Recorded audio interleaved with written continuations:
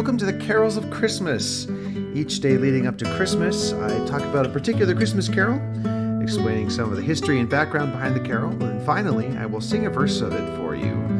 Some will be familiar, and some probably not, but they all point toward the true reason for the season, our Savior, Jesus Christ. My name is Michael DeYoung, and today we'll be talking about I Wonder as I Wander. This is December 6th, and the carol is I Wonder as I Wander. So this one's an interesting one. It sounds like it's an old folk tune, like something people have been singing for ages and ages. And a lot of Christmas carols, honestly, are exactly that. They've been sung for hundreds or even 1,000 years. But this carol was actually written much later than most folk tunes. The composer, John Jacob Niles, died in 1980. He grew up in a musical family, and when he was fresh out of high school, he had a job that required him to travel through the southern United States. And during that time, he used that time to collect a variety of folk songs from that region. So he would talk to people and have them sing their folk songs for him, and he would write them down and collect them in different collections. He also went on through the Appalachian region later in his life to collect folk songs and published many collections of these songs during his life. So it's a little bit like the Brothers Grimm, who went through the countryside collecting stories and writing them down and sharing them in collections. In this case, he did the same with folk songs. So he ran into some trouble because he also published his original songs in his collections.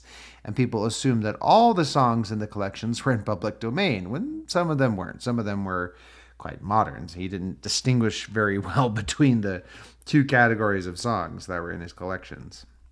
So really, that's maybe his fault. He describes this particular song, I Wonder as I Wander, as follows. This is one of the ones that he collected. I wonder as I wander grew out of 3 lines of music sung for me by a girl who called herself Annie Morgan. The place was Murphy, North Carolina, and the time was July 1933. The Morgan family, revivalists all, were about to be ejected by the police after having camped in this town square for some little time, cooking, washing, hanging their wash from the Confederate monument, and generally conducting themselves in such a way as to be classed a public nuisance. Preacher Morgan and his wife pled poverty. They had to hold one more meeting in order to buy enough gas to get out of town. It was then that Annie Morgan came out, a tousled, unwashed blonde, and very lovely. She sang the first 3 lines of the verse of I Wonder as I Wander. At 25 cents a performance, I tried to get her to sing all the song. After 8 tries, all of which are carefully recorded in my notes, I had only 3 lines of verse, a garbled fragment of melodic material, and a magnificent idea. With the writing of additional verses and the development of the original melodic material, I Wonder as I Wander came into being. I sang it for 5 years in my concerts before it caught on. Since then, it has been sung by soloists and choral groups wherever the English language is spoken and sung. So those are the author's own words about this particular carol. And yes, it has been sung all over the place now, but it started as little fragments of a folk song sung by a little girl. And now I'll be singing a verse of I Wonder as I Wander.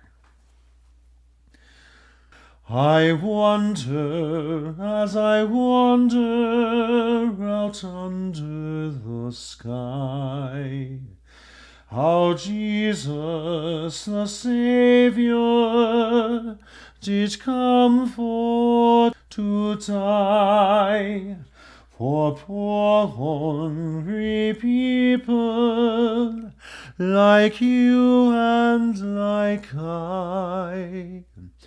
I wonder as I wander out under the sky. Thank you so much for listening. Merry Christmas, and may God bless us, everyone.